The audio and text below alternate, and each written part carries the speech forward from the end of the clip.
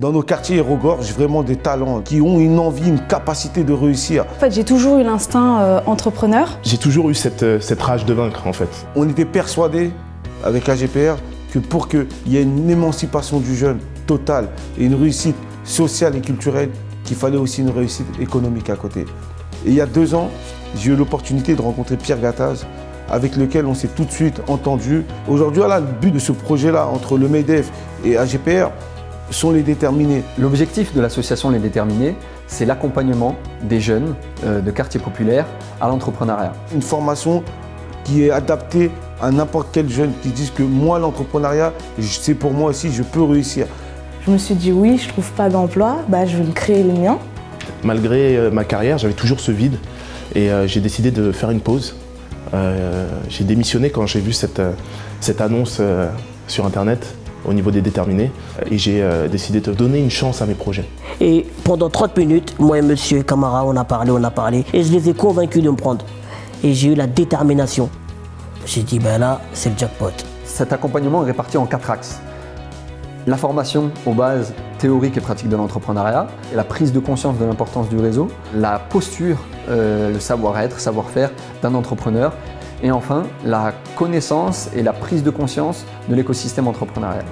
Après une première formation pilote en 2015, on a réussi à découler sur un programme en fait de 5 semaines qui consiste la première semaine en la création d'un esprit de corps, dans la promotion et d'une intelligence collective. Voilà, j'ai vu que le premier jour, j'étais venu en salopette trouée. On m'a dit non, t'es dans le monde du travail, t'as des codes à respecter. Maintenant, je mets une chemise. Donc là, on arrive et on se prend tout de suite la confrontation avec l'opinion des gens sur notre projet. C'est-à-dire qu'on se retrouve face à 16 personnes qui nous disent « moi, je ne comprends pas ton projet. Moi, je ne comprends pas ». Et quand quelqu'un ne comprend pas, là, tout de suite, on se dit « ah il y a un problème alors ». Parce que pour moi, dans ma tête, c'était clair. Avec la première semaine de formation, on a un petit peu remodelé les projets de chacun. Je me suis aujourd'hui en tout cas approprié un projet qui me correspond plus et à ma personnalité et à mon parcours.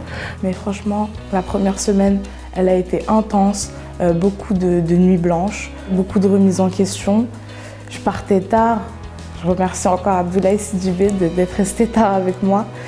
Et le 4e jour, malheureusement, il m'arrive un accident. Je me casse le talon et là, je me suis dit, oh là là là là là là là, qu'est-ce que je rate. Les autres qui vont continuer, ils vont avancer, ils vont ouvrir leur société avant moi. Je suis limite jaloux. Là, je contacte mon docteur et je lui dis, docteur, je veux sortir de l'hôpital tout de suite. Là, je suis sur un gros projet, je vais gagner des millions. Là, je suis au MEDEF. La deuxième semaine, c'est le business plan et l'étude de marché. J'ai beaucoup aimé Cécile Barry. Cécile Barry qui nous a vraiment sorti encore une fois de notre zone de confort, qui nous a poussé à réfléchir. Donc, grâce à ça, on a quand même bien avancé sur notre projet. La troisième semaine, c'est les aspects fiscaux, juridiques, financiers et comptables. Description de la valeur financière du projet. Vous devez être capable de dire, voilà, c'est un projet d'à peu près 100K parce que je vise tant de commandes ou tant de visiteurs à l'année ou tant, tu vois. La quatrième semaine était axée sur la posture entrepreneuriale. J'ai beaucoup aimé le module où on a travaillé sur la prise de parole en public, où justement on devait travailler notre prestance, notre élocution. Et la cinquième semaine était axée sur la communication. Donc un programme complet, assez théorique, mais aussi pratique et adapté en fait. Chaque session, on a essayé de faire le maximum pour que les intervenants fassent participer les déterminés et appliquent leur enseignement au projet des uns et des autres. Quand tu es seul aux commandes, tu fais ça, tu fais ça, tu fais ça, tu es limité par tes propres compétences et tes propres limites. Quand tes collaborateurs prennent le relais, et c'est bon. Sur les 2 années, quasiment aucun projet ne se ressemble. J'ai voulu justement ouvrir mon propre cabinet de gestion de patrimoine. Ubériser les prêts sur gage via une plateforme en ligne entre particuliers. Des initiations sportives aux salariés pour augmenter la productivité et augmenter la confiance en soi dans les entreprises. Je suis venue en kimono pour représenter aussi ce projet qui tourne autour justement du jiu-jitsu brésilien. Une agence d'audit, de conseil et d'aménagement de projets urbains à destination des pays émergents. Ouvrir une agence de location de voitures pour conducteurs en situation de handicap. Une plateforme numérique qui met en relation entreprises et prestataires. C'est plus précisément une plateforme en ligne spécialisée dans le travail en décalé et d'urgence. Une franchise de mini-crèche à la pédagogie Montessori favorisant le bien-être des enfants, leur autonomisation. D'accompagner ces employés, et notamment les personnes de plus de 50 ans qui ont du mal avec les nouvelles technologies. Accompagner des ados et des jeunes adultes dans le développement personnel pour les aider à trouver leur voie. Une société donc sous forme d'atelier showroom. Alors l'Impératrice Paris commercialise en ligne des produits cosmétiques issus de l'agriculture biologique et du commerce équitable. Ouvrir un Five, donc ce sont des terrains de foot à 5 contre 5.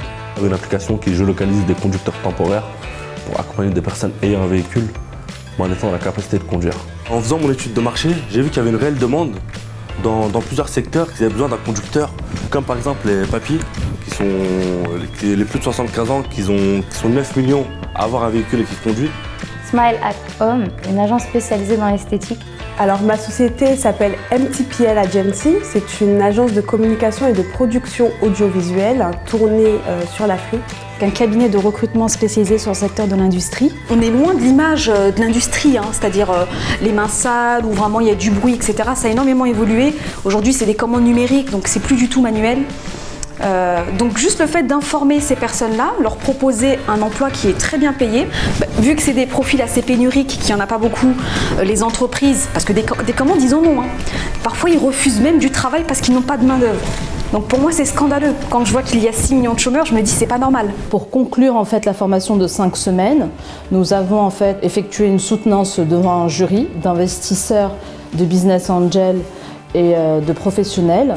Et du coup, il faut que quand tu amènes cette réponse, tu la compares à ce qui existe aujourd'hui. Je remercie aussi Clésia qui, eux, participent aussi au financement de la structure, mais aussi à la mise à disposition logistique et personnelle.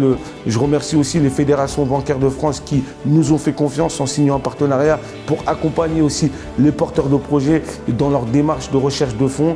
La réussite des projets des jeunes, c'est aussi la réussite de tous nos partenaires qui nous ont fait confiance et qui ont voulu que cette formation et les projets des uns et des autres puissent réussir. À l'issue de la formation, chaque déterminé intègre ce que nous avons appelé le club des déterminés. Tous les déterminés qui auront effectué la formation feront partie de ce club et pourront échanger bonnes pratiques. On a envie d'avancer, oui, personnellement, mais on a aussi envie que les autres avancent.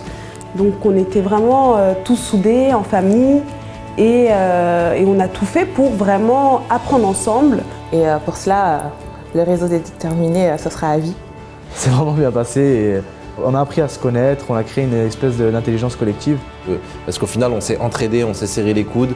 Le but pour nous, c'est de déployer cette formation à l'échelle nationale, démocratiser l'entrepreneuriat, créer une génération d'entrepreneurs et qui changeront le visage de nos quartiers et de notre pays. C'est une opportunité pour les personnes de venir se former, de prendre en main leurs idées, puisque dans les quartiers, on a énormément d'idées. Maintenant, j'ose et c'est moi le maître à bord.